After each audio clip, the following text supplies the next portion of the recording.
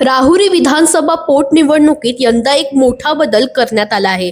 निवडणूक कर्तव्यावर असलेल्या कर्मचाऱ्यांसाठी टपाल मतदानाऐवजी निवडणूक कर्तव्य प्रमाणपत्र देण्याचा निर्णय घेण्यात आला आहे।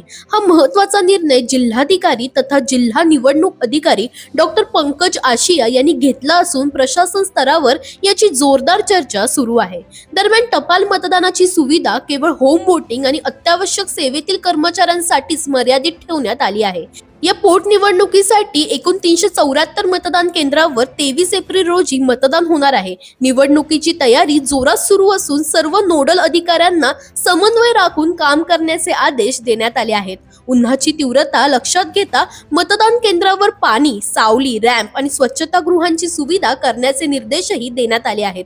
तसंच आचारसंहितेचं काटेकोर पालन व्हावं यासाठी भरारी पथके आणि व्हिडिओ पाहणी पथकही तैनात करण्यात आली आहेत। या नव्या बदलामुळे मतदान प्रक्रियेवर काय परिणाम होणार याकडे आता सर्वांचंच लक्ष लागलंय। दरम्यान तुम्हालाही अशाच अपडेट्स हव्या असतील तर इंडिया लीडरला फॉलो करायला विसरू नका।